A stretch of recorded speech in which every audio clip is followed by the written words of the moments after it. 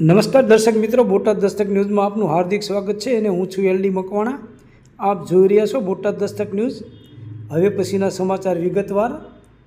Corporator અને કાર્યપાલક ઇજનેર વચ્ચે બોલાચાલી. પાર્કિંગ કાંડ સમયે ચર્ચામાં આવેલા અધિકારીને ગેરહાજરી અંગે પૂછ્યું તો ચાલતી પકડી કહ્યું, હું તમને જવાબ દેવા બંધાયેલો નથી. સુરતના વરાછા ઝોનમાં પાર્કિંગ કાંડમાં આમ આદમી પાર્ટીના 2 કોર્પોરેટરો જેલ ભેગા થયા હતા. કોન્ટ્રાક્ટર દ્વારા ગેરકાયદેસર રીતે રૂપિયા ઉઘરાવવામાં આવતા હતા. સમગ્ર કાંડમાં 2 અધિકારીઓની ભૂમિકા પણ શંકાસ્પદ રીતે સામે આવતા બંને ભૂગર્ભમાં જતા રહ્યા હતા. વરાછા ઝોનના કાર્યપાલક ઇજનેર કમલેશ વસાવા કોઈપણ પ્રકારની રજા લીધા વગર ફરજ પર ગેરહાજર રહ્યા હતા, જેને લઈને શહેરભરમાં ચર્ચા થઈ રહી હતી. કોન્ટ્રાક્ટર દ્વારા આમ આદમી પાર્ટીના કોર્પોરેટર સામે ફરિયાદ નોંધાવતા પોલીસ તપાસ દરમિયાન ચાર્જશીટ તૈયાર કરવામાં આવી હતી, જેમાં કમલેશ વસાવાના નામનો પણ ઉલ્લેખ હતો. કમલેશ વસાવાને શંકા હતી કે તેમની પણ ધરપકડ થઈ શકે છે, તેથી તેઓ ભૂગર્ભમાં જતા રહ્યા હતા. વરાછા ઝોનની અંદર ખૂબ મોટા પ્રમાણમાં લોકો પોતાના કામકાજ અર્થે આવતા હોય છે, પરંતુ અધિકારીની ગેરહાજરીના કારણે તેમના કોઈ પણ કામ થઈ શકતા નથી. એટલું જ નહીં, પરંતુ વહીવટી અધિકારી હોવાને કારણે તેમના નીચે કામ કરતા અન્ય અધિકારીઓની ટીમ પણ મુશ્કેલીમાં મુકાઈ ગઈ હતી. વરાછા ઝોનમાં કોર્પોરેશન દ્વારા પાર્કિંગ કોન્ટ્રાક્ટર કરવામાં આવ્યો હતો, જેમાં ટેન્ડરમાં જણાવ્યા મુજબનો સમય પૂર્ણ થઈ ગયા બાદ પણ કોન્ટ્રાક્ટર દ્વારા પાર્કિંગના પૈસા લેવામાં આવી રહ્યા હતા.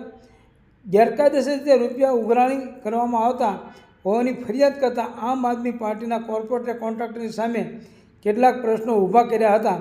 પાર્કિંગ થયો ત્યારબાદ કમલેશ વસાવાની ભૂમિકા શંકાસ્પદ રીતે સામે આવી હતી. કોન્ટ્રાક્ટરને આમ આદમી પાર્ટીના કોર્પોરેટરને એક સાથે ઝોનની અંદર જ મિટિંગ કરવી હતી, જે બાબતનો ખુલાસો થયો હતો. પોલીસ દ્વારા તેમના નિવેદન લેવામાં આવી રહ્યા હતા. તે દરમિયાન તેમને કોર્ટમાં આગોતરા જામીન અરજી પણ મૂકી દીધી હતી. તેઓ ભૂગર્ભમાં જતા રહ્યા હતા. છેલ્લા 3 દિવસથી તેઓ ફરજ પર હાજર રહે છે અને તરત જ જતા રહેતા હોય તે પ્રકારની ફરિયાદ મળતા સ્થાનિક વોર્ડ નંબર 15ના કોર્પોરેટર કમલેશ વસાવાની કેબિનમાં અંદર જઈને તેમને કેટલાક સવાલો પૂછવાના શરૂ કરી દીધા હતા. જોકે તેમણે કોઈ પણ પ્રશ્નનો જવાબ આપ્યા વગર પોતાની કેબિનમાંથી બહાર ભાગવા લાગ્યા હતા અને કોર્પોરેટરને સ્પષ્ટ શબ્દોમાં કહી દીધું હતું કે હું તમારા પ્રશ્નનો જવાબ આપવા માટે બંધાયેલો નથી. કોર્પોરેટર ધર્મેશ ભલાળાએ જણાવ્યું હતું કે આટલી મોટી પોસ્ટ પર કોઈ અધિકારી ફરજ બજાવતો હોય અને કોઈપણ પ્રકારની મંજૂરી કે જાણ કર્યા વગર રજા ઉપર હોય તો તેને માટે પ્રજાના પ્રતિનિધિ તરીકે હું પ્રશ્ન કેમ ના પૂછી શકું. તેઓને આખરે પગાર કોર્પોરેશન ચૂકવે છે અને તે પ્રજાના પૈસાના ટેક્સના રૂપિયા છે. એક અધિકારી તરીકે આટલું અક્કડ વલણ કેવી રીતે હોય કોઈ અધિકારી રાખી શકે? એક તો કાંડમાં ફસાયા છે, ઉપરથી કોઈને જાણ કરતા નથી અને નોકરી ઉપર આવતા નથી. છેલ્લા 2-3 દિવસથી જાણવા મળ્યું છે કે તેઓ આવે છે, અડધો કલાક હાજરી પુરાઈને ફરીથી જતા રહે છે. પ્રજાના પ્રતિનિધિ તરીકે હું આજે એમને કેબિનમાં ગયો હતો અને તેમને પૂછ્યું હતું કે તમે કોની રજા લઈને ગયા હતા અને કેટલા દિવસની રજા લીધી હતી, તો તેમણે કોઈપણ પ્રકારનો જવાબ ના આપ્યો. સામેથી મને એમણે એવું કહ્યું કે હું તમારા કોઈ પ્રશ્નનો જવાબ આપવા માટે બંધાયેલો નથી. આવા અધિકારીઓને એમને કોઈ જરૂર નથી. આજે વડાપ્રધાન નરેન્દ્ર મોદીથી લઈને મુખ્યમંત્રી અને મેયર સુધીના તમામ લોકો પ્રજાના હિતમાં કામ કરવા માટે રાત દિવસ એક કરી રહ્યા છે અને આવા અધિકારીઓના કારણે પ્રજાના કામ થતા નથી, જે ક્યારેય ચલાવી લેવામાં ન આવે. પ્રજાને થતી હાલાકી માટે આવા અધિકારીઓ જવાબદાર છે. તેમણે મારા એક પણ સવાલનો જવાબ ન આપ્યો અને કેબિનમાંથી ઊભા થઈને સીધા બહાર નીકળી ગયા હતા.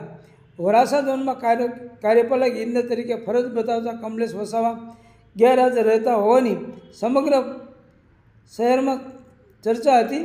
ઘણી વખત શાસકોનું પીઠબળ હોવાને કારણે અધિકારીઓ વિપક્ષના કોર્પોરેટરને જ્યાં પણ આપતા નથી, પરંતુ અહીં તો સ્થિતિ કંઈક અલગ જ જોવા મળે છે. વોર્ડ નંબર 15ના ભાજપના કોર્પોરેટર ધર્મેશ ભલાળા કમલેશ વસાવાને કેટલાક પ્રશ્નો પૂછ્યા હતા, તો તેમણે એકનો પણ જવાબ આપવાનો મુનાસિબ માન્યું ન હતું.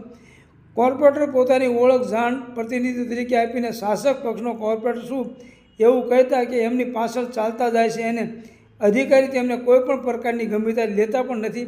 ચૂંટાયેલા પ્રતિનિધિને આટલી ખરાબ સ્થિતિ કોર્પોરેશનમાં ભાગ્યે જ જોવા મળી છે. એક અધિકારી જ્યારે પ્રજાના પ્રતિનિધિની વાત જો સાંભળતો ન હોય તો પ્રજાના પ્રશ્નોને કેવી રીતે ઉકેલ લાવતો હોય છે તે આ દ્રશ્યો પરથી સમજી શકાય છે. મહેકમ વિભાગના અધિકારી આરબી ભોગાએ સાથે ટેલિફોનિક વાતચીત કરતાં તેમને પૂછવામાં આવ્યું કે કમલેશ વસાવા 1.5 મહિનાથી ગેરહાજર હતા, તેની તમને કોઈ જાણ હતી કે નહીં, અને એ હતી તો તમે તેની સામે કોઈ પગલાં લીધા કે નહીં? ત્યારે મારી પાસે કોઈ માહિતી હાથ ઉપર નથી કે હું તમને આપી શકું નહીં. કાયદેસરથી તેમણે રજા લીધી હતી કે કેમ તેવો પ્રશ્ન પૂછતા તેમણે કોઈપણ પ્રકારનો સ્પષ્ટતાથી જવાબ આપ્યો ન હતો.